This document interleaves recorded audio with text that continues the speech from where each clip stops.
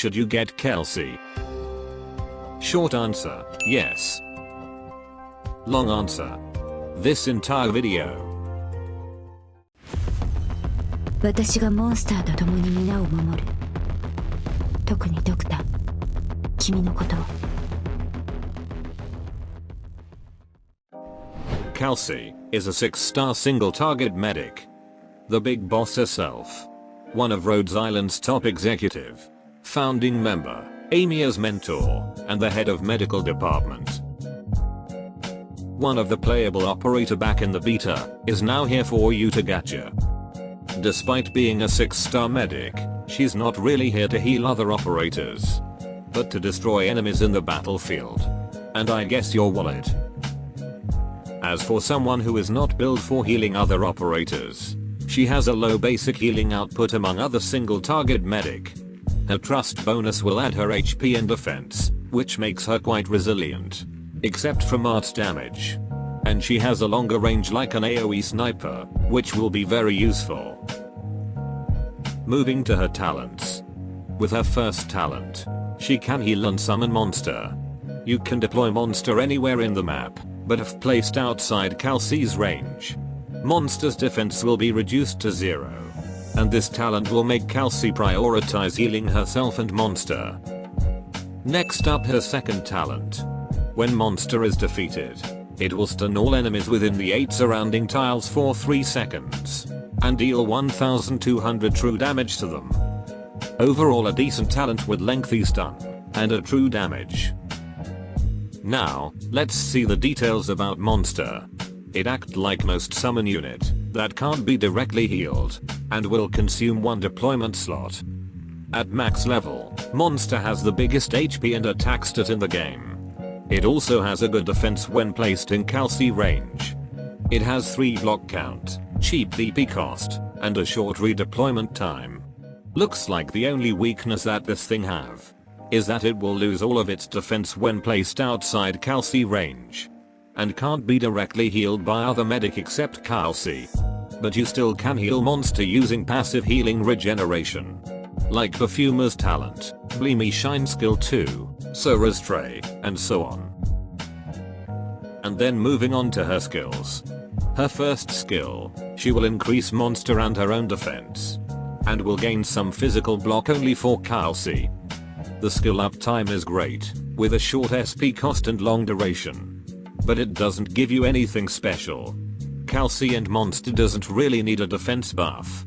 And the physical block that will be useful for monster, will only be granted to Kal'tsit.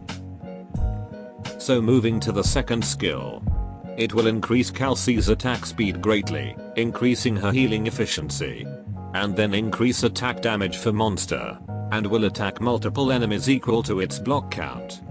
A very good skill to mow down enemies.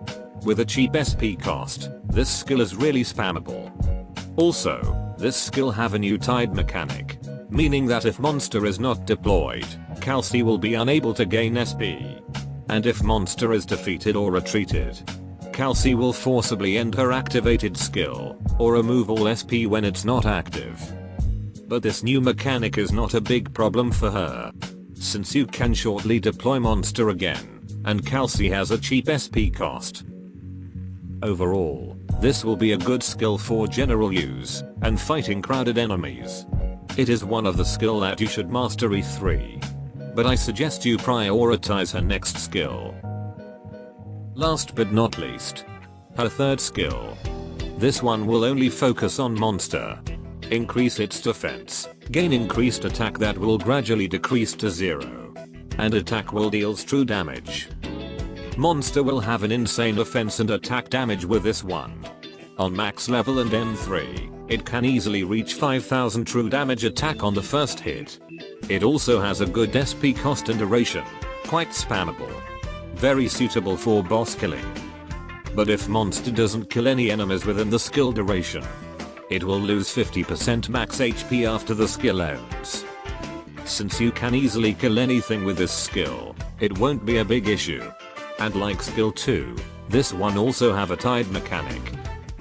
Prioritize this one to mastery 3. That true damage will be very useful in the future content. As for the base skills, when assigned to the workshop, increase by product rate by 70% when producing any kind of material. And when assigned to the control center, production of all factories increased by +2%. So, will Kal'tsit become a good operator for your team? Is that even a question? Just look at her ability. Although she is not the best pick for healing other operators, even lower rarity can perform better at healing. But this 6-star harm assistant, her gigantic spine are very strong. Her summon unit is strong and has a cheap DP cost and redeployment time. Her skills are spammable because of its cheap SP cost. Skill 2 can make monster become an AoE guard with a big amount of attack. Skill 3 brings the meter one step further. It can constantly deal a strong true damage without a huge drawback. The base skills are also amazing. Kal'tsit proved to be very useful in the future content like CC5. And not to mention the banner she's coming with. There's absolutely zero reason to skip this Rhodes Island #1 ex-wife. So get your wallet ready. We got an ex-wife to gacha. That should be all. Adios.